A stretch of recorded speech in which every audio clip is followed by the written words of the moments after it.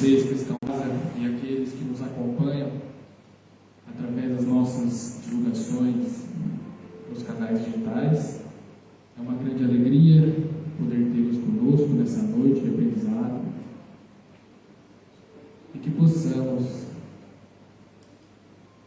manter as nossas mentes elevadas para que possamos nos conectarmos a Deus, a Jesus, para recebermos as suas bênçãos e as energias tão bem trabalhadas no dia de hoje pela espiritualidade para o melhoramento de cada um de nós. Eu gostaria de avisá-los que neste sábado, dia 30, às 20 horas, nós teremos uma palestra aqui na nossa comunidade com o Fernando Arrobas, da cidade de Jaboticabal. Então estão todos convidados, todos serão muito bem-vindos. Então, no sábado agora, dia 30, às 20 horas. Nós também iniciamos a nossa campanha de Natal, para arrecadações de mantimento, visto que nessa época de Natal, as nossas doações de cestas básicas, elas aumentam um pouquinho a quantidade. Então nós estamos convidando a todos que puderem contribuir conosco com a doação de algum mantimento para que possamos confeccionar essas cestas que vão para essas famílias e são muito bem-vindas. E, conjunto a isso, nós também temos o nosso grupo de semeadores do bem, que é um grupo onde nós realizamos essas doações de mantimento todo mês. Então, aquele que também tiver o interesse de fazer parte desse grupo, que possa procurar algum de nós da comunidade para que possa fazer parte desse grupo, onde nós estaremos mensalmente comunicando através de mensagens pelo WhatsApp, a fim de poder lembrá-los das doações que também serão convertidas em cestas básicas para a ajuda das famílias cadastradas do nosso projeto. Gostaria de avisar a todos também que do dia 9 ao dia 14 de dezembro nós teremos a realização da Feira do Livro Espírita. Então todos também estão convidados a irem na feira, frequentarem, participarem.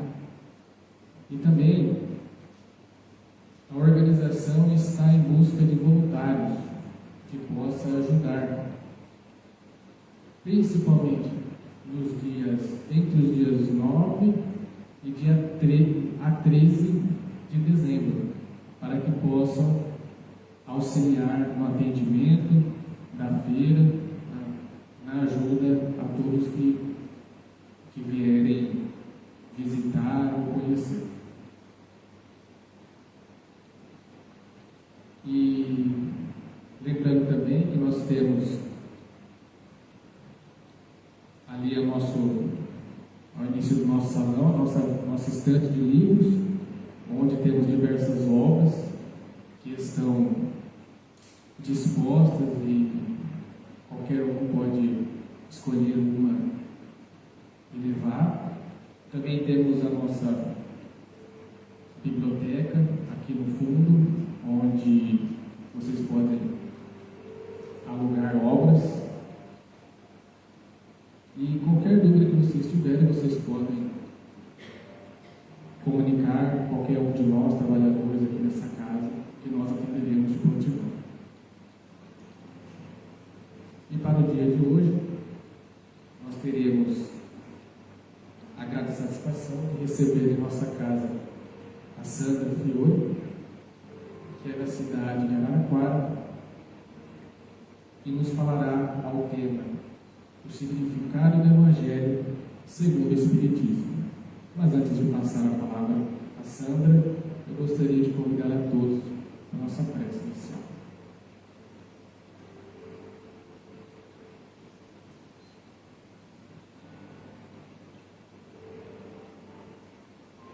Vamos elevar os nossos pensamentos e agradecer a Deus, nosso Pai, e a Jesus, nosso Mestre, por mais essa oportunidade de podermos estar reunidos,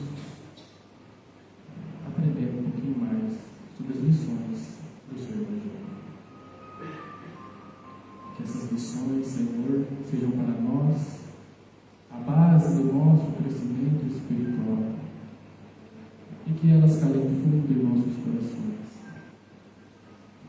ajudando-nos e ajudando a todos como Senhor. Agradecemos, Senhor, a companhia da espiritualidade amiga, que a todo momento nos ampara, nos ajuda e nos guia através dos melhores caminhos, a fim de que possamos estarmos sempre conectados a Ti. E assim, querido Mestre, com as Suas bênçãos, vamos iniciar os trabalhos de hoje. Que assim seja. Sandra, a palavra é sua.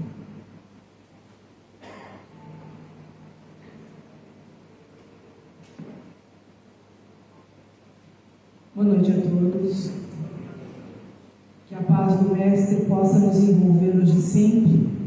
É com grande alegria e satisfação que nos encontramos nessa casa, a qual temos um carinho enorme, já estivemos aqui em outras oportunidades. Quero agradecer imensamente o convite que nos foi feito para que aqui nós estivéssemos, porque é importante não somente para quem está aqui falando e divulgando a doutrina, mas também com a oportunidade que eu tenho de aprendizagem. Porque essa doutrina, de fato, ela é esclarecedora, de fato, ela é consoladora. Mas o consolo vem a partir do quê? Vem a partir do esclarecimento.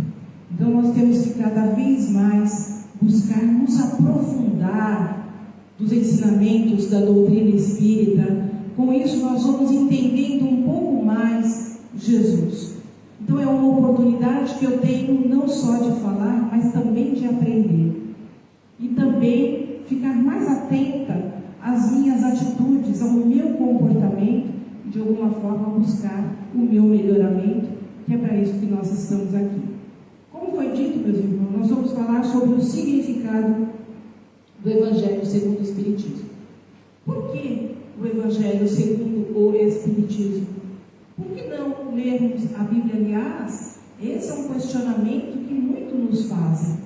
Por que vocês espíritas têm um Evangelho próprio? Por que vocês não costumam ler a Bíblia? O fato de termos um Evangelho, para muitos não somos cristãos. Uma vez eu vi uma live de um padre, a qual ele respondia alguns questionamentos. E aí perguntaram ao padre: Padre, os espíritas são cristãos? E ele disse: não, os espíritas não são cristãos. E ele elencou vários motivos pelos quais não seríamos cristãos. Um deles é o fato de termos um Evangelho próprio. Segundo, porque acreditamos na reencarnação, porque acreditamos na comunicabilidade dos espíritos, porque não aceitamos que Jesus é Deus, ou seja, a Trindade, que é um dogma da religião católica, assim como também não aceitamos o batismo. E uma pergunta que eu faço a vocês: a doutrina espírita é uma doutrina que vem falar da importância do uso da razão e do bom senso. Então vejam, há algumas coisas em outras religiões, respeitando a todas são importantes, porque, como dizia o Chico, a melhor religião é aquela que nos faz melhor. Mas por que não seríamos cristãos? O fato de termos um Evangelho próprio na verdade, fez com que Kardec quisesse abordar as questões morais e trazê-la de uma forma que cada um de nós possamos de fato compreendê-la, porque os evangelhos trazem uma linguagem figurada, uma linguagem alegórica, e nem sempre é tão fácil assim compreender. Por exemplo, se nós dermos como um exemplo a parábola do bom samaritano, hoje, samaritano para nós é sinônimo do quê? De compaixão, de piedade, é sinônimo de alguém que faz o bem, né, ao outro. Então, mas nem sempre o samaritano foi isso. Os samaritanos não eram bem vistos pelos judeus na época, e Jesus utiliza-se exatamente o exemplo do samaritano. Por quê? Porque nós vemos muito a superfície, nós vemos muito a casca, mas não vemos o conteúdo. Porque, na verdade, os samaritanos eram julgados como impuros, mas dentre todos aqueles que ali passaram e viram aquela pessoa caída, um sacerdote passou e nada fez. Passou um levita, que é o profundo conhecedor das Escrituras, nada fez. E, no entanto, quem ajudou a pessoa que estava caída ali à beira do caminho, que havia sido assaltada, foi justamente o samaritano. Então, veja, as pessoas julgam muito a outra pela forma que se veste, pela cor da pele, julgam pela religião que tem, né? Então, vejam, nós precisamos nos aprofundar, tentar entender quem de fato a pessoa é e não julgar a pessoa simplesmente pela aparência. É nesse sentido que Jesus nos conta a parábola do bom samaritano. Então, Kardec, ele sente a necessidade de falar das leis morais, das leis de Deus, trazendo um livro que traz uma linguagem simples, uma linguagem que todos nós, de fato, possamos entender. E através desse entendimento das obras que Kardec nos trouxe, fica muito mais fácil de compreender determinadas passagens que nós vamos encontrar lá nos Evangelhos. Por exemplo, o livro a qual estamos nos referindo, que é o Evangelho segundo o Espiritismo, ele surgiu a partir do Livro dos Espíritos, que é a nossa obra fundadora. O Livro dos Espíritos, quando Kardec teve contato com a fenomenologia, com aquelas mesas girantes e dançantes que acontecia na França, Kardec a princípio duvidou. Ele duvidou, então ele foi investigar aquele fenômeno, até para desmistificar, para dizer que aquilo lá era um engodo. Quando ele percebeu que por trás daquelas mesas que respondiam, havia uma inteligência, porque a mesa não tem inteligência para responder. E aí ele se debruçou sobre estudar de forma sistemática toda a questão da fenomenologia. Então, nosso primeiro livro, nossa obra fundadora, é o Livro dos Espíritos. E o Livro dos Espíritos, ele é dividido em 4 partes. Cada uma dessas partes do Livro dos Espíritos deu origem a outros livros a qual Kardec se aprofundou. Então, nós vamos ver que a primeira parte, né, do Livro dos Espíritos é a causa ou causas primárias. A partir das causas primárias, depois Kardec se aprofundou num livro que nós conhecemos como a Gênese. A segunda parte do Livro dos Espíritos, que trata do mundo dos espíritos ou mundo espiritual, Kardec vai depois e se aprofunda trazendo o Livro dos Médiuns, que trata da mediunidade, que trata da fenomenologia. A terceira parte do Livro dos Espíritos fala sobre as leis morais. E aí Kardec quis se aprofundar e trouxe o Evangelho segundo o Espiritismo. E a quarta parte do Livro dos Espíritos, que é, na verdade, Esperanças e Consolações, Kardec depois traz, na verdade, o livro Céu e Inferno. Então, os ensinamentos de Jesus, eles são importantes a todos nós, porque fala do quê? Das leis de Deus, das leis morais. Essas leis são importantes para a nossa transformação, a nossa educação. Então, é a educação como transformação. Então, Kardec, ele se debruça em cima dessa nova obra, que seria o Evangelho segundo o Espiritismo, para trazer esses ensinamentos de Jesus. E na época, ele até estranhou, né, que muitas pessoas, quando ele se debruça em cima dessa obra, ele traz essa obra para que nós possamos de fato entender Jesus. E ele traz, e vem uma mensagem na Gênese de um Espírito falando exatamente sobre essa obra. O interessante é que quando Kardec resolve lançar esse novo livro, ele não comentou com ninguém. Ele não disse para ninguém que ele ia lançar essa nova obra que tratava das leis de Deus através daquilo que Jesus havia trazido. Então ele faz uma compilação dos ensinamentos morais que o Cristo nos trouxe e coloca nessa obra. Mas vejam que interessante, que ninguém sabendo que ele estava debruçado sobre essa nova obra, veio essa comunicação em 9/8/1863, que é possível encontrar lá em obras póstumas, quando o médium recebe esse espírito e ele diz o seguinte, vejam que interessante: este livro de doutrina terá influência considerável, ou seja, ele está falando do Evangelho segundo o Espiritismo, porque explana questões de interesse capital, ou seja, questões significativas para todos nós. Não somente o mundo religioso encontrará nele as máximas de que necessita, como as nações, em sua vida prática deles, aulirões, instruções excelentes.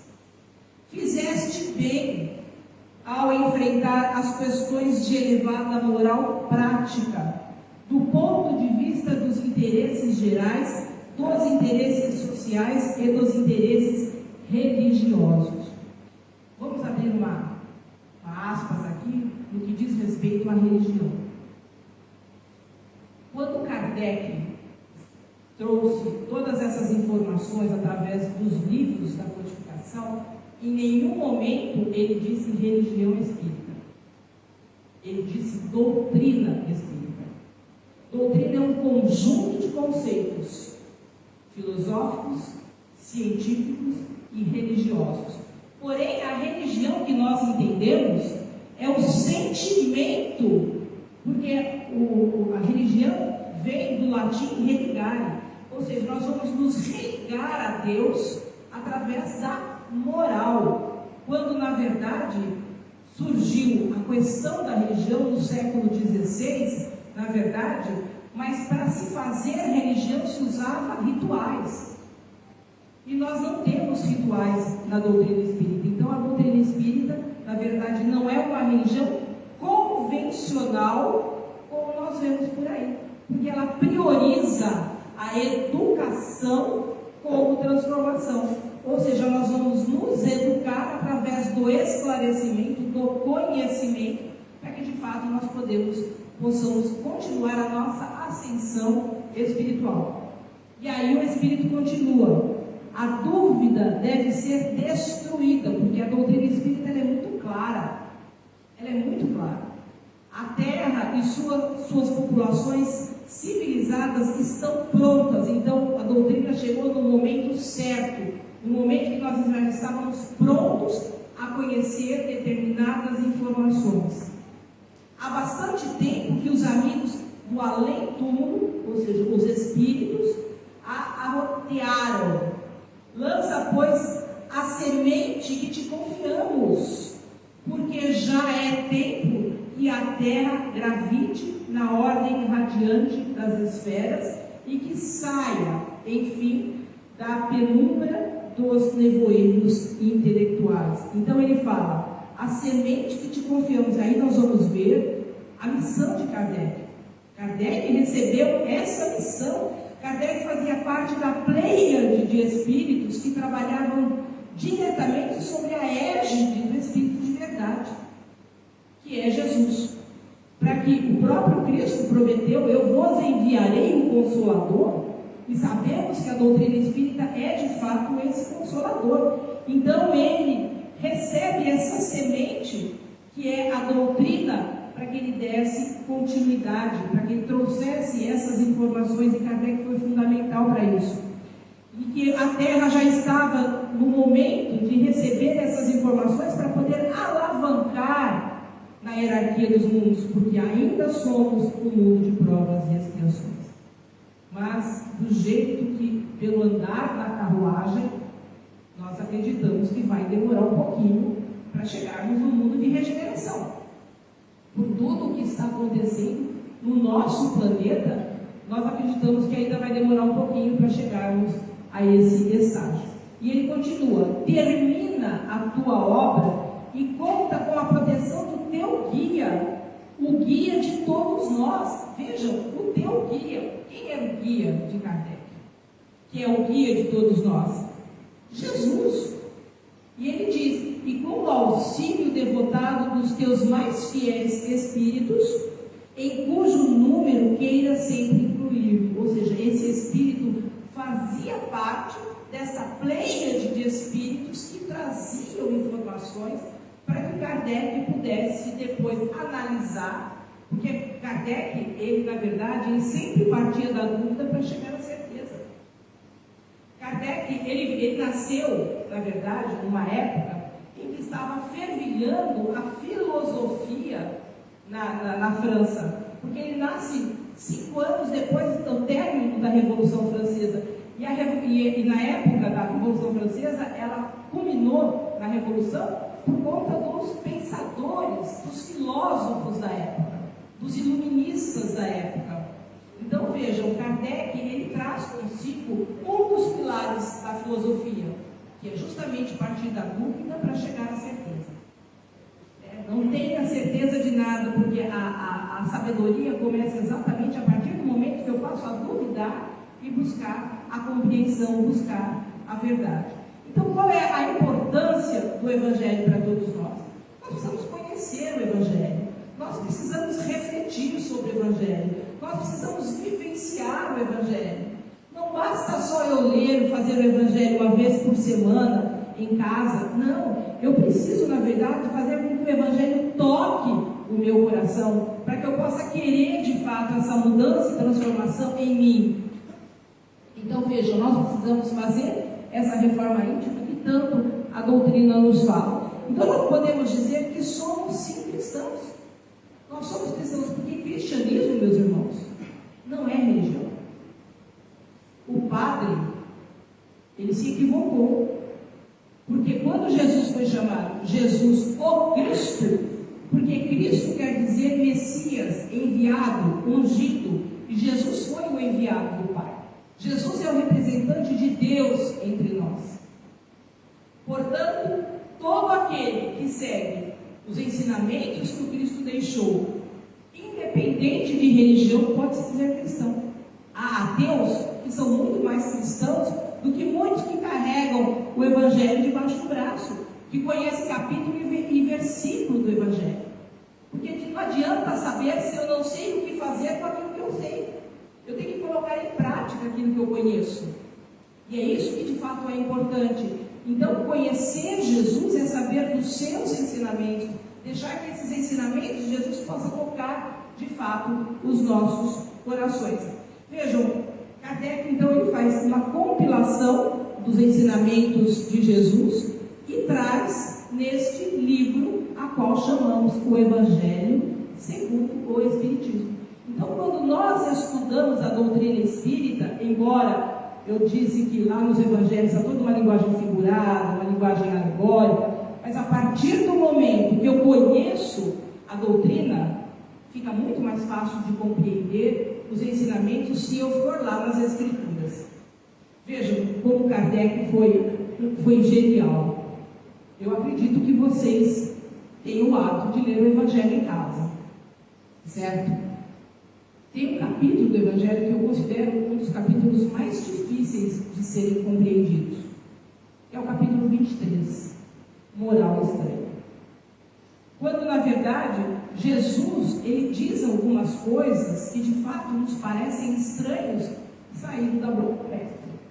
Porque Jesus era amor, Jesus falava de amor, falava de perdão. Enquanto Moisés recebeu o decálogo lá no Monte Sinai, os 10 mandamentos, quando na verdade Moisés dizia tudo aquilo que nós não deveríamos fazer, não deveríamos matar, não deveríamos roubar, não deveríamos cobiçar a mulher do não deveríamos falar do santo nome em vão, tudo era não, porque era uma lei rigorosa para um povo ignorante da época.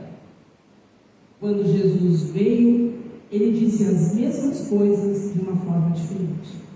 Aquilo que deveríamos fazer, amar, perdoar, fazer aos outros aquilo que gostaríamos que nos fosse feito. Então vejam, mesmo Jesus trazendo essa mensagem, falando de amor para um povo ainda que dificilmente entendia a missão do Cristo, aquilo que ele significava, aquilo que ele de fato veio fazer, muitos não compreendiam. Porque a compreensão, meus irmãos, muitas vezes não tem a ver com o intelecto, tem a ver com o amadurecimento espiritual. Tem muitas pessoas que têm universidades, que são catedráticos, mas não entendem coisas simples.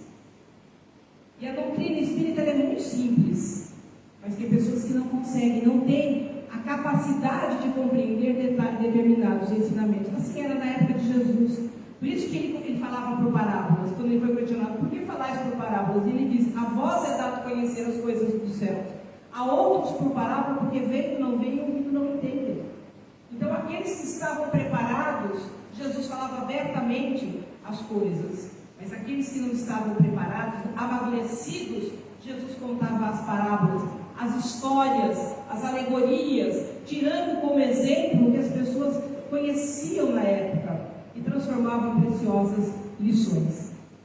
Então vejam, nesse capítulo 23 do Evangelho segundo o Espiritismo, há algumas coisas que de fato nos parecem estranhas terem saído da boca do Mestre quando Jesus falava de amor.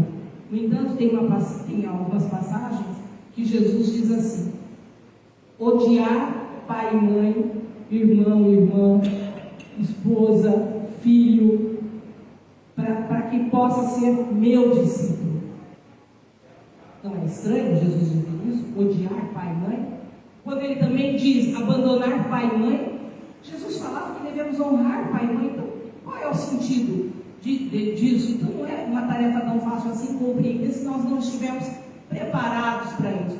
Há uma outra passagem nesse capítulo que diz: deixar os mortos enterrar os seus mortos. Então, como um morto pode enterrar outro morto? E aí Jesus diz: eu não vim trazer a paz, vim trazer a divisão. Então são coisas que realmente nos parecem estranhos terem saído da boca de Jesus. Mas na verdade, a palavra ódio não é a palavra que nós entendemos hoje. Esse sentimento que é até difícil para falar, é horrível de falar, ódio, é uma palavra pesada, mas não é nesse sentido que nós conhecemos hoje. Por isso que se torna difícil a compreensão dos evangelhos daquela época, porque às vezes uma palavra naquele tempo tem um sentido totalmente diferente hoje. Kardec então foi buscar com toda a sua humildade, porque Kardec ele era um homem, ele era um pedagogo, ele foi bacharel em ciências. Kardec, dizem alguns estudiosos que Kardec chegou a fazer medicina, outros dizem que ele não chegou a concluir o curso de medicina, falava 6 idiomas, foi tradutor, mas Kardec, diante da sua humildade, mostrando a sua humildade, ele apaga a sua luz de grande pedagogo que foi, para na época ser um simples e desconhecido Allan Kardec.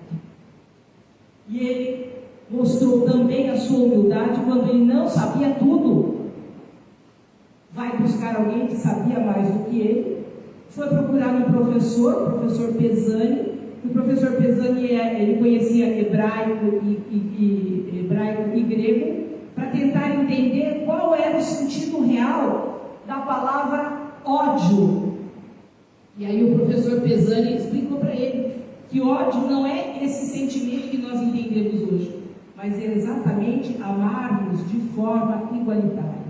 Foi isso que Jesus veio nos ensinar, que para ser discípulo dele, eu preciso amar todos de forma indistinta, ou seja, eu não posso fazer distinção, amar mais um do que o outro. É a fraternidade que Jesus veio nos ensinar, é a irmandade que Jesus veio nos ensinar. Então veja, tem uma passagem no Antigo Testamento, quando Jacó, ele procura o tio Labão, e quando ele procura o tio Labão, ele, no meio do caminho, ele encontra uma bela jovem, a qual ele se apaixona. perdidamente. Amor à primeira vista. Raquel. E ele descobre que Raquel era sua prima, era filha do tio Labão. E aí ele chega na tribo, a primeira coisa que Jacó faz é pedir a mão de Raquel em casamento. E aí o tio Labão falou: não, tudo bem, você quer casar com Raquel? Você pode casar, mas você tem que ficar aqui na tribo. E aí o Jacó ficou lá na tribo. No dia do casamento, casou. Quando ele foi ver, ele tinha casado com a irmã da Raquel, tinha casado com a Lia. Porque na época, a mais velha tinha que casar primeiro. E aí ele revoltado foi tirar a satisfação do tio Labão, né? Ó, eu queria casar com a Raquel, você me fez casar com a Lia. Ele falou: muita calma nessa hora. Eu também te dou Raquel como esposa, se você continuar aqui na tribo. E aí depois ele casou com as duas irmãs, com a Raquel e com a Lia. E aí lá na Gênesis 29 está exatamente assim: Jacó amou Raquel mais que a Lia, e Jeová, ou seja, Deus, vendo que Lia era odiada. Percebe? Não é que ele odiava a Lia, mas que ele amava menos a Lia porque ele amava mais Raquel. Então vejam que não é uma tarefa tão fácil assim nós buscarmos a compreensão daquilo que lá está nas Escrituras, se nós não fizermos uma hermenêutica. Se nós não buscarmos entender e contextualizar, saber da época que foi dito, saber da cultura que foi dito, porque senão eu de fato não vou compreender. Então vejam, eu preciso, na verdade, buscar essa compreensão do que de fato Jesus quis nos deixar como ensinamento. Buscar o sentido real das palavras. E aí Kardec nos auxilia muito nesse sentido quando ele traz as informações para todos nós. Mas eu acredito que muitos de vocês, quem fazem o Evangelho do Lar, quem faz o Evangelho do Lar aqui? Que maravilha, a maioria faz Evangelho. Mas vocês fazem Evangelho de que jeito? Vocês abrem aleatoriamente? Mas para que a gente possa fazer assim, nós precisamos estudar primeiro a introdução do Evangelho e os 6 primeiros capítulos. Se eu não fizer isso, eu não vou compreender o Evangelho e aquilo que lá se encontra. Então, depois que eu estudar toda a introdução, porque nenhum livro se começa no primeiro capítulo. Todo livro tem que se começar pela introdução. Porque a introdução diz muito do livro. Então, você lê a introdução e os 6 primeiros capítulos para depois você fazer de forma aleatória. Então, vejam, logo no começo, Kardec diz que, por exemplo, algumas coisas são tratadas na introdução. Assuntos acerca das Escrituras. Por exemplo, nas Escrituras, no Novo Testamento, é tratado os atos comuns da vida do Cristo. Será que realmente as coisas aconteceram daquela forma, do jeito que é narrado? Porque Jesus nada escreveu. Depois Kardec fala dos milagres. Na verdade, nós não entendemos como milagres, mas entendemos como fenômeno. Jesus não produziu milagres, Jesus produziu fenômenos. E Jesus não curou a todos, curou aqueles que podiam curar. Jesus ressuscitou aqueles que não estavam mortos, porque senão Jesus estaria infringindo a lei de Deus. Então, quando ele faz com que Lázaro retorne, Lázaro não estava morto, de fato, não havia tido uma morte cerebral, porque hoje nós consideramos uma morte quando o cérebro para de funcionar. Há uma morte cerebral, portanto, é diagnosticado a morte a partir daí. Mas naquela época não tinha recursos, muitos eram enterrados vivos. Foi o caso de Lázaro, ele teve uma catalepsia, e ele foi enterrado, mas Jesus sabia que ele não estava morto e o fez ressuscitar, o fez voltar. Então, os milagres, as predições, ou seja, prever, ou mesmo as profecias que eram feitas naquela época, as palavras que foram tomadas pela igreja para dar fundamento aos dogmas da igreja. Por exemplo, como a doutrina espírita é uma uma filosofia. A filosofia é a busca do saber e do conhecer através da razão. E eu disse que Kardec, ele nasceu 5 anos depois da Revolução Francesa. Então estava aquele fervilhar ainda das ideias iluministas que acabou de alguma forma influenciando Kardec. As ideias que os filósofos, da forma como os filósofos agiam na busca do saber, na busca do conhecer, porque é isso que a filosofia faz. A filosofia é a busca do saber, do conhecer através do quê? Da razão. A ciência também é a busca do saber e do conhecer, mas o contrário da filosofia que usa a razão, a ciência usa métodos para se chegar ao conhecimento, para se aproximar da verdade. E aí nós temos a questão moral. Então Kardec ele traz esse lado filosófico muito latente, o lado científico muito latente, porque ele tanto usou pilares da filosofia, partindo da dúvida para chegar à certeza, ele não acreditava em todos os espíritos, ele utilizou-se de um método que a ciência utiliza-se, que é o método experimental, para ele poder ter certeza daquelas informações. Então vejam, Kardec, ele teve todo o cuidado com a doutrina espírita. Então ele fala que tanto os atos comuns da vida do Cristo, os milagres, as predições, as palavras que deram fundamento aos rituais e dogmas, mas ele prioriza, sem dúvida nenhuma, os ensinos morais, porque os ensinos morais do Cristo, essas permanecem. As outras nós podemos até não ter tanta certeza assim. Mas os ensinamentos de Jesus, a moral que o Cristo trouxe, aliás, eu acredito que muitos de vocês conheçam Augusto Cury, o psiquiatra. Augusto Cury, ele era ateu. Ele não acreditava em absolutamente nada. Mas como psiquiatra, ele resolveu estudar o Novo Testamento.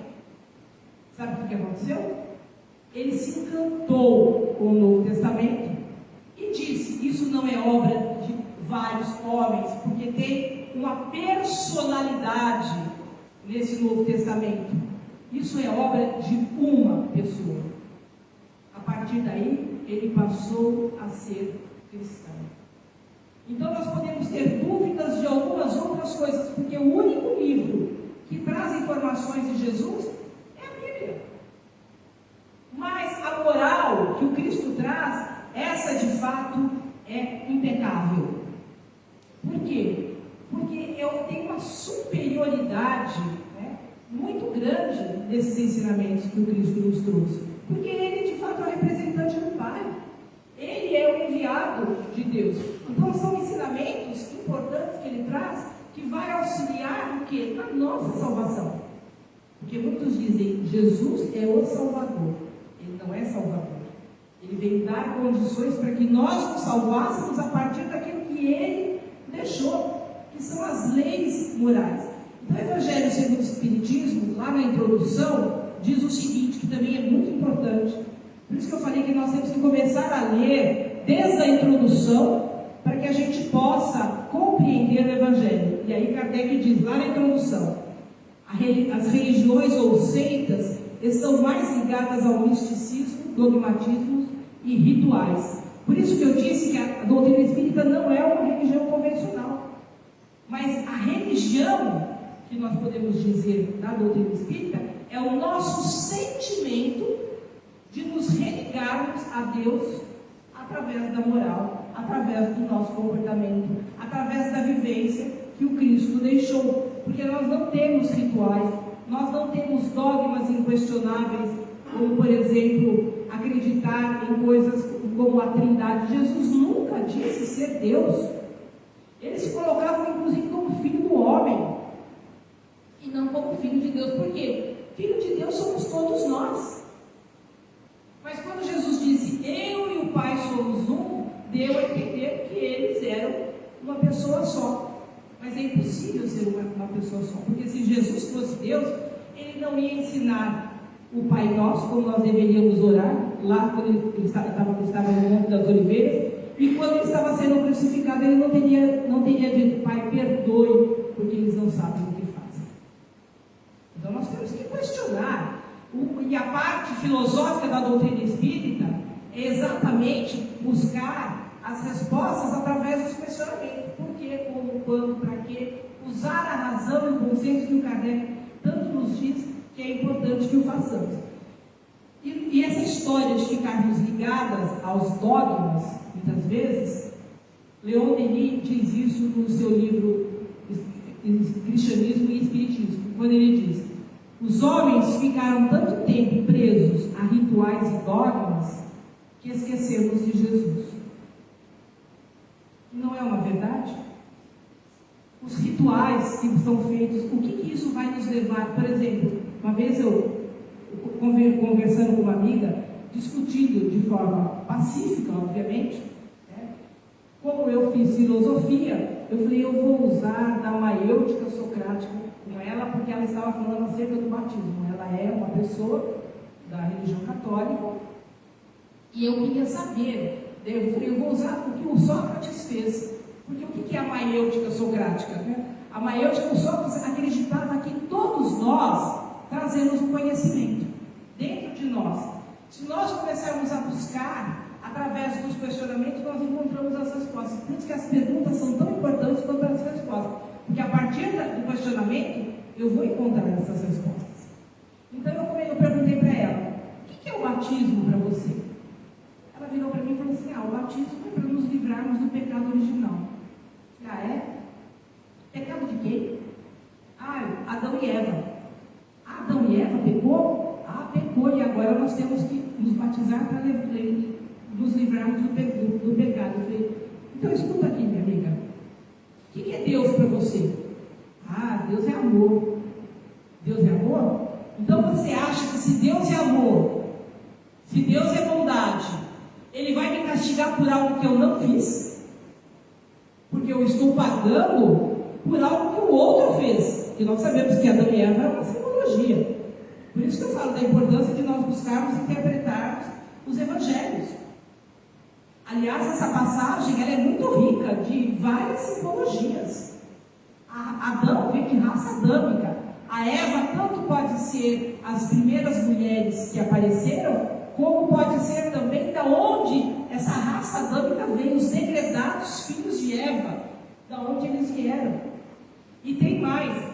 Se realmente Adão e Eva tivessem existido, que como eu disse é uma simbologia, Deus fez o que para Eva? Não coma dessa fruta, que é a fruta do conhecimento, a fruta do pecado. Primeiro, se Deus é amor, Ele jamais iria nos proibir de algo, principalmente de adquirirmos conhecimento. Quando eu tive meu professor de filosofia da religião, que ele era um teólogo, ele disse que a Eva, no entendimento dele, também poderia ser aquela que primeiro se rebelou, botou a mão na cintura e disse: como é que eu não posso fazer isso? Foi lá e fez. E a mulher vem lutando durante muito tempo pelos seus direitos.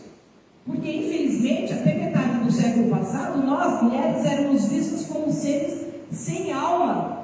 Porque quando Deus fez o homem, assoprou as narinas do homem e deu-lhe vida. Mas Deus esqueceu de soprar a narina da mulher. Então nós éramos considerados seres sem alma. Então esse professor ainda dizia: a Eva foi a primeira revolução feminina que aconteceu, foi quando ela botou a mão na cintura e falou: como que eu não vou comer a fruta da sabedoria, a fruta do conhecimento? É claro que é uma brincadeira, né, que ele fez. Mas que nós sabemos que Adão e Eva é uma simbologia, isso nós de fato não temos dúvida. Então vejam, a doutrina espírita, meus irmãos, como eu disse, é uma doutrina pedagógica. Eu considero a doutrina espírita uma universidade. Nós aprendemos muito através do espiritismo. Muito. Ela abrange todas as áreas do conhecimento. Eu vejo a doutrina espírita como uma doutrina que poderia ser estudada nas universidades, como é a filosofia, como é a sociologia e como são outras disciplinas por aí. Aliás, hoje nós sabemos que existem algumas universidades que estudam, por exemplo, a reencarnação. Estudam a questão da fenomenologia, porque a reencarnação é uma lei natural, é uma lei biológica. Todos vão reencarnar. Aí está a prova viva do amor de Deus por nós, quando Ele nos nos dá oportunidade através das várias vidas, porque a vida é única, as oportunidades são muitas através da reencarnação. Ou seja, Deus não nos pune, Deus nos dá oportunidade. Então a dor muitas vezes é pedagógica. É pedagógica. Eu aprendo através dos erros que eu cometi, aquilo que eu não devo mais fazer. Então Deus nos dá essa oportunidade. Aí sim nós conseguimos entender o grande amor de Deus por nós. Lá na introdução do Evangelho segundo o Espiritismo, fala da autoridade da doutrina espírita, ou seja, o controle universal dos ensinamentos dos espíritos, que está o quê? Na universalidade dos ensinamentos do espírito, que é a força do espírito, é o que dá credibilidade à doutrina espírita. Por quê? Porque Kardec utilizou-se do método experimental. Como eu disse, ele não acreditava em todos os espíritos, ele tinha que ter certeza, então ele fazia o mesmo questionamento a vários médiuns, e através desses médiuns, espíritos vinham, e depois ele ia comparar as respostas, somente depois é que ele iria publicar. Não fazemos mais isso. Nós não tomamos esse cuidado. Achamos que é por ser via mediúnica, vem informações esdrúxulas e nós compartilhamos. Mas é via mediúnica. Por isso que nós temos que estudar. Nós temos que começar pelas obras básicas para que eu possa analisar aquela mensagem e ver o conteúdo dela, se ela vai servir ou não para alguma coisa. Porque espírito superior não vem dizer qualquer coisa, vem dizer aquilo que precisamos ouvir. E aí nós temos que ter bagagem suficiente para analisar essas informações e separar o joio do trigo. Porque há muitas informações chegando via mediúnica equivocada. Porque médium não tem só na doutrina espírita. Nas outras religiões, eles dizem receber o Espírito Santo. Mas na verdade eles estão recebendo espíritos. Então a mediunidade é inerente ao ser humano. Todos nós possuímos. A diferença é que existem aqueles que têm uma mediunidade mais acentuada. Porque teve um corpo, um organismo preparado para isso. Mas toda informação que nos chega via mediúnica é preciso analisar, é preciso raciocinar. Isso é fundamental. Então, por isso que a doutrina espírita hoje tem credibilidade. Porque você pega o Livro dos Espíritos e as outras obras que saíram a partir do Livro dos Espíritos, que elas se convergem, se complementam, brilhante. E olha, dizem algumas pessoas que eu já li o Livro dos Espíritos. Você já leu o Livro dos Espíritos? Porque eu leio direto. E cada vez que eu leio, eu percebo que eu não sei nada. Cada vez que eu leio, eu percebo coisas diferentes que até então eu não tinha visto. Então, os livros da codificação não são para ser lidos, são para serem estudados sempre. Para que nós tenhamos a bagagem necessária para poder analisar outros livros que se dizem espíritas e que muitas vezes não são. Muitos deles acabam divergindo de Kardec, porque às vezes falar que o livro é espírita vem com mais facilidade. E nós precisamos saber, de fato, se aquilo tem alguma coisa a ver com a doutrina ou não. Então o Evangelho, lá na introdução do Evangelho, traz algumas notas históricas que nós precisamos conhecer.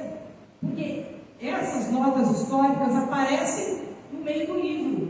E se nós não soubermos, nós não vamos entender. Por exemplo, quem foram os samaritanos? Eu disse que os samaritanos foi um povo que, na verdade, os judeus não gostavam, eram praticamente inimigos, havia uma divergência entre eles, muito grande, e essa divergência começou muito antes de Cristo, 800 anos antes de Cristo, quando houve uma invasão da Samaria, porque, na verdade, Israel eram 12 tribos. Quando o rei Salomão veio a falecer, essas 12 tribos foram separadas. 10 tribos ficaram sendo conhecidas como Israel e 2 tribos como Judeia. Israel tinha como capital Samaria e a Judeia tinha como capital Jerusalém. Como Sargão II levou o povo cativo, o povo de Israel cativo, que ele invade Israel, leva esse povo cativo, o que acontece? Ele manda outros povos para Israel. Então houve uma miscigenação, né? E os judeus eram muito rigorosos com a questão de raça. Eles tinham que se pensar igual, se vestiam igual, tudo era igual para eles. Por isso que quando o doutor da lei conversa com Jesus e Jesus fala que é preciso amar a Deus sobre todas as coisas, é o próximo como a ti mesmo, ele pergunta: quem é o meu próximo? Porque próximo para eles tinha que ser igual mesmo, igualzinho. Então vejam, os samaritanos, eles tinham essa divergência entre eles. Porque, olha, os samaritanos, eles não aceitavam os doutores da lei, porque enquanto os sacerdotes ensinavam dentro dos templos, os doutores da lei ensinavam fora. Os samaritanos não aceitavam só os sacerdotes porque eles vinham de casta. Eles não aceitavam, por exemplo, um livro que os judeus tinham, que era considerado um livro sagrado, que era o Talmud, assim como os judeus não aceitavam algumas coisas que os samaritanos faziam. Por isso que Jesus utiliza, inclusive, o exemplo do samaritano para contar a parábola, mostrando que as pessoas só estavam vendo e colocando todos no mesmo balaio, né? Nas mesmas condições. É o que nós fazemos hoje. Nós julgamos a pessoa pela roupa que ela veste. Muitas pessoas, às vezes, se vestem de forma simples, entram numa loja, digamos, melhorzinha, uma lojinha de grife, às vezes não é bem atendida porque ela é julgada pela roupa que ela veste. Então, veja, algumas coisas acontecem exatamente porque ainda julgamos como os samaritanos eram julgados, de fato, pelos judeus. Embora os samaritanos aceitassem o Pentateuco, ou seja, as 5 obras que os judeus também utilizam, que são os ensinamentos de Moisés e os profetas. Os nazarenos, quem eram os nazarenos? A maioria dos nazarenos faziam voto de castidade, faziam abstinência de bebida, tinham o cabelo longo, cortado a nazareno, ou seja, o cabelo do ombro, e repartido ao meio. Então, por isso, eles eram também reconhecidos. Os publicanos, que nós vamos ver lá dentro do Evangelho, eram cobradores de impostos. Os peageiros também eram cobradores de impostos, mas de baixa categoria. Os fariseus eram judeus ultraconservadores, aqueles que, de fato, tinham que ser exatamente como eles achavam que tinha que ser. Paulo de Tarso era um fariseu. Quando era Saulo, antes de se transformar em Paulo, ele era um fariseu ultraconservador, por isso que ele perseguia os cristãos. Jesus, ele era judeu, mas acontece que o fato de Jesus fazer as coisas que ele fazia e da forma como ele dizia, era uma ameaça para as autoridades judaicas. Por isso que eles conspiraram contra Jesus, e Jesus foi morto e foi crucificado. Haviam também os escribas, que eram aqueles que escreviam, uma espécie de secretário.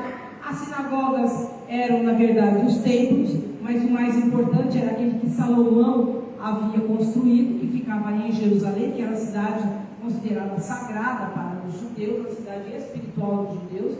E, na verdade, o templo importante para os judeus era o mesmo templo que Jesus expulsou os vendilhões, é o mesmo templo que Jesus profetizou que não ficaria pedra sobre pedra. Esse templo ficava em Jerusalém. Os saduceus eram um grupo de judeus que não acreditavam na imortalidade da alma e nem na reencarnação. A maioria do povo na época era reencarnacionista, só que não sabiam como se dava o processo de reencarnação, porque a ressurreição do espírito é quando o espírito ressurge para a vida espiritual, e a ressurreição da carne é quando o espírito volta à matéria. Mas eles não sabiam como se dava o processo de reencarnação. Tanto que Jesus perguntou aos seus discípulos: quem dizem ser o filho do homem? Uns acham que é João Batista, outros que Elias, Jeremias ou alguns dos profetas. Então veja, eles acreditavam na reencarnação. Jesus poderia ser Elias, Jeremias ou alguns profetas, sim, mas não poderia ser João Batista, porque João Batista foi contemporâneo de Jesus, João Batista foi primo de Jesus. Então percebe que eles não entendiam muito bem como se dava o processo de reencarnação. Havia também os essênios, né, que habitavam uma espécie de mosteiros e era um grupo muito elevado. Algumas pessoas até acreditam que Jesus conviveu com os essênios. Porém, Jesus não precisava aprender. Jesus ele veio para ensinar. Então Então, se ele chegou a conviver com os essênios que nós não sabemos, ele talvez tenha ensinado os essênios e não aprendido com os essênios. Também nós vamos encontrar na introdução do Livro dos Espíritos os precursores do cristianismo, né? Ou do espiritismo, que seria Sócrates e Platão. Por que ambos? Sócrates nada escreveu, e Platão era discípulo de Sócrates. Platão e Sócrates acreditavam na reencarnação, acreditavam na imortalidade do espírito e acreditavam também na reencarnação. Agora, como eu disse, que para que nós possamos entender o Evangelho, começando da introdução e pelo menos os 6 primeiros capítulos. O primeiro capítulo do Evangelho é: não vim destruir a lei e os profetas. Então veja, Jesus veio dizer que não veio destruir aquilo que aqui já se encontrava, porque Moisés já havia recebido o decálogo no Monte Sinai. Jesus veio apenas adaptar os ensinamentos, numa nova linguagem, para que as pessoas pudessem de fato compreender. Então ele não veio destruir, ele mesmo diz que eu não vim destruir a lei e os profetas. Depois no segundo capítulo ele diz: meu reino não é deste mundo. Ou seja, enquanto eles esperavam aquele que viria libertá-los do domínio dos romanos, talvez montado num cavalo branco, empunhando uma espada na mão, Jesus veio. Ele não é rei como nós pensamos, mas ele é o responsável pelo nosso planeta. Ele é o co-construtor do nosso planeta. Aliás, a sua humildade mostrou que enquanto os generais, as autoridades andavam a cavalo, né, aqueles cavalos bonitos, grandes, né, a pompa toda dos generais, Jesus, quando entrou em Jerusalém, entrou onde? Num burrinho, mostrando inclusive que ele de fato era humilde perante aqueles que achavam que ele deveria ser alguém que viesse com uma espada na mão para livrá-los, né, dos romanos. Depois, há muitas moradas na casa do meu pai, ou seja, não é somente o planeta Terra que há vida, todo o sistema solar há vida, a Lua, todo o universo é habitado. Muitas vezes não vemos com os olhos da matéria, mas todo o universo existe vida, e talvez exista, com certeza existe, planeta semelhante ao nosso, com vida semelhante ao nosso. Então, há muitas moradas na casa do meu pai. E aí Jesus diz: ninguém pode ver o reino de Deus se não nascer de novo. Quando nós estudamos a doutrina espírita, nós sabemos exatamente que Jesus está falando do quê? Da reencarnação. Quando Nicodemos, o doutor da lei, por isso que eu disse que não é preciso ser, pode ter a universidade, pode ser um intelectual, mas é preciso ter amadurecimento espiritual para determinadas informações. Nicodemos era um doutor da lei, ele era um senador. No entanto, ele vai na calada da noite perguntar para Jesus como é possível um homem velho entrar novamente no ventre de sua mãe. E aí Jesus responde a ele: é preciso nascer da água e do Espírito, porque água significa vida. Tales de Mileto, que foi um pré-socrático, o pai da filosofia, que ele é considerado um dos primeiros filósofos, ele defendia que a vida havia começado na água. Nada sobrevive sem água. Se você não colocar água na plantinha, ela morre.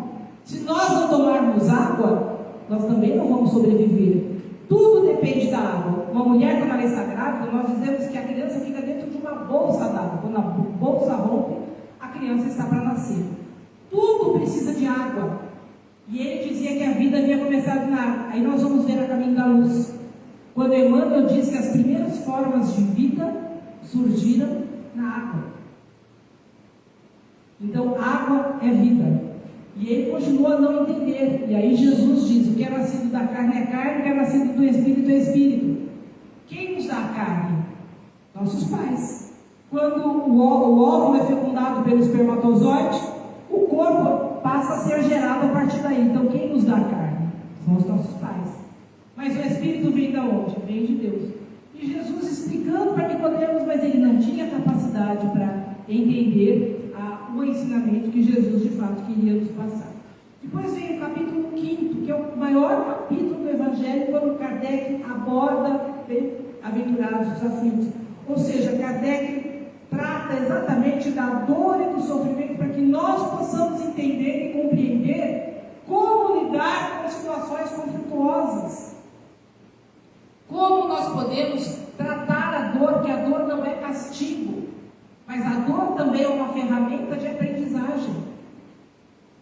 Então é um capítulo importante para que nós possamos entender. E depois o 6º capítulo, olha que interessante, porque o Evangelho, ele tem uma sequência lógica, ele tem uma sequência racional. Kardec não colocou aleatoriamente capítulo 1, que vai ser esse, capítulo 2. Ele tem uma sequência, porque veja, depois dos aflitos, depois de falar daqueles que estão sofrendo, aqueles que estão passando privações, vem o 6º capítulo falar do quê?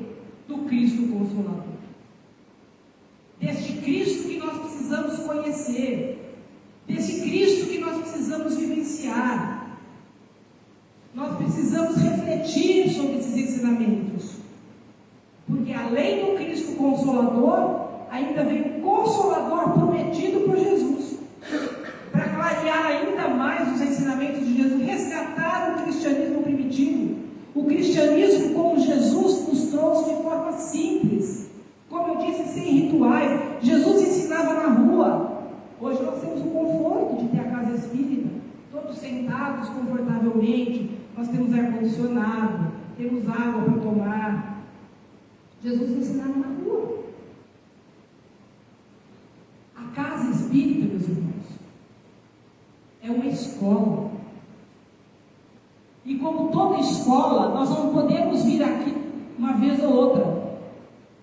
Se nós queremos ser espíritas de fato e entender Jesus, nós precisamos fazer parte de grupos de estudos. Nós precisamos nos aprofundar. Porque palestra não modifica ninguém. A palestra simplesmente tem que fazer o quê? Aguçar a curiosidade de vocês em buscar mais conhecimento. Eu espero que vocês cheguem em casa, peguem o Evangelho desde a introdução e comecem agora a ler. Até o 6º capítulo, que é o capítulo 6, estudem capítulo por capítulo, para depois sim abrir de forma aleatória. Então nós temos, o Evangelho segundo o Espiritismo, exatamente 28 capítulos. E o último capítulo do Evangelho é uma coletânea de preces.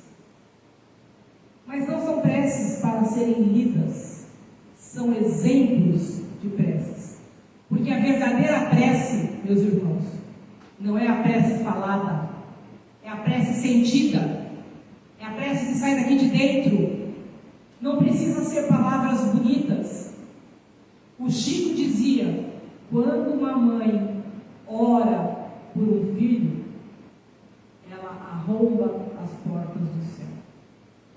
Por quê? Porque a mãe tem uma profunda ligação com o filho, porque ela carregou no ventre, ela pariu, ela acolheu, ela amamentou, ela cuidou. Então nós temos, a maioria das mulheres, obviamente, tem uma ligação profunda com o filho. Meus filhos são marmanjos e barbados, eu ainda não cortei o cordão umbilical. Eles saem de casa, são casados, eu sou avó, meus filhos saem de casa, quando eles saem, vão fazer viagem, eu falo: ó, chegando lá, você já me liga que chegou. E quando chega em casa, então? Filho, você está com fome? Filho, você quer que a mamãe faça alguma coisa? Meu filho mora em Araçatuba, um dos meus filhos, um mora em Araraquara, outro em Araçatuba. Eu sei que ele gosta de pudim, adora pudim. Eu falo: será que ele come pudim na casa dele? Deixa eu fazer um pudim para o meu filho quando ele chega.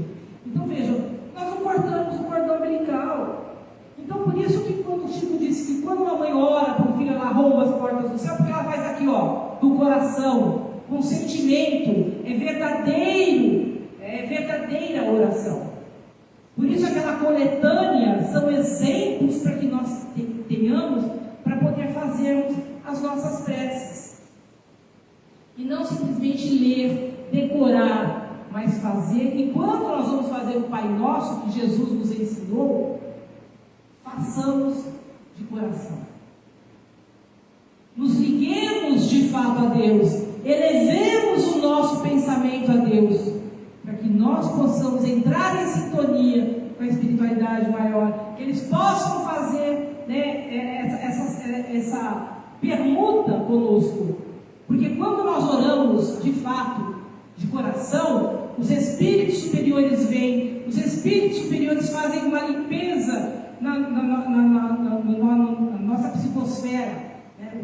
Na energia, nesse fluido que fica em torno de nós, o nosso quintal mental, porque se você não limpa o quintal da sua casa, vai aparecer barata, rato, vai aparecer um monte de coisa. Assim é o nosso quintal mental. Nós precisamos limpá-lo. E de que forma nós podemos limpá-lo? Através da oração, do pensamento elevado, das boas vibrações. É assim que se faz oração.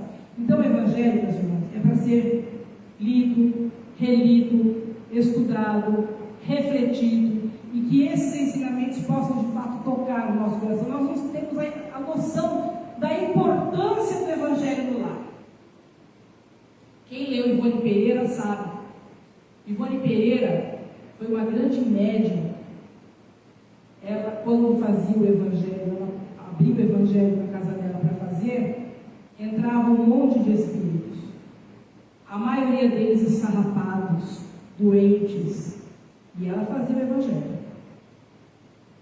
Muitos deles voltavam para ouvir o Evangelho todas as vezes que ela fazia.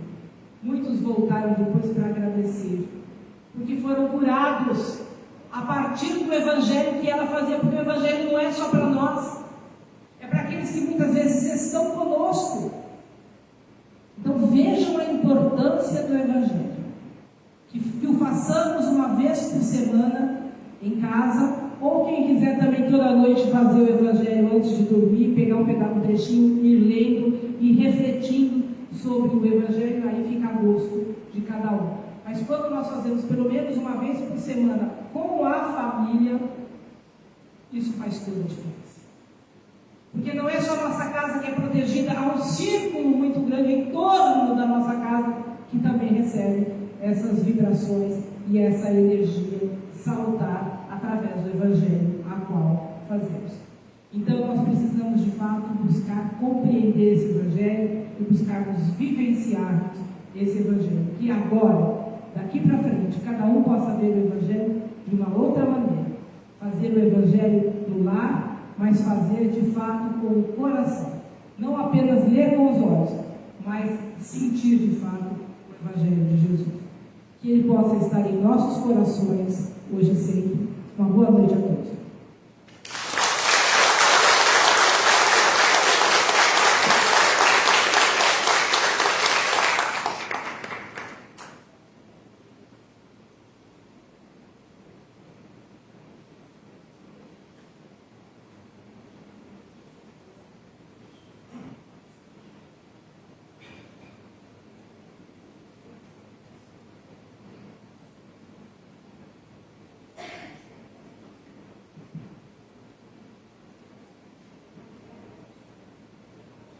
Obrigado.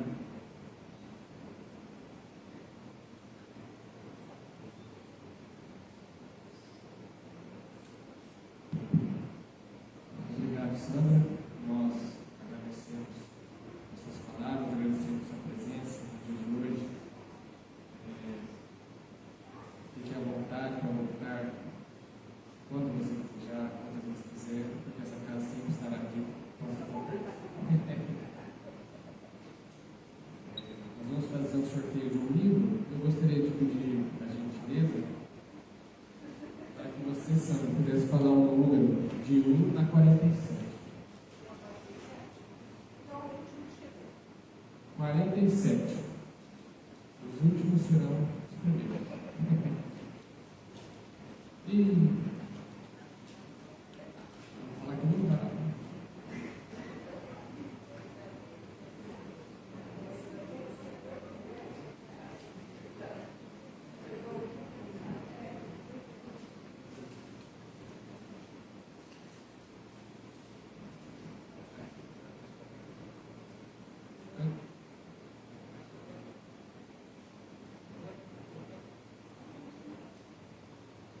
Nós gostaríamos de convidar a nossa amiga Alessandra para que ela possa cantar uma música para a gente.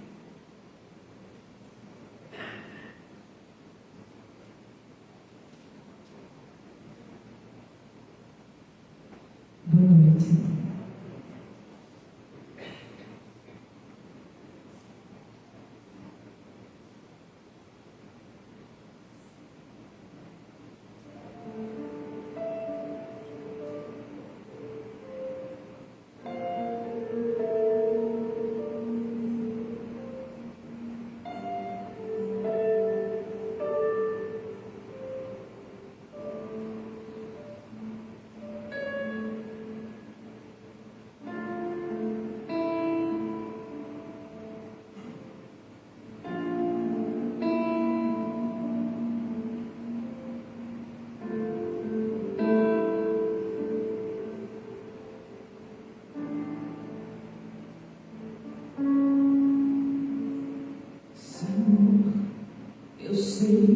que tu me sondas. Sei também que me conheces. Se me assento ou me levanto,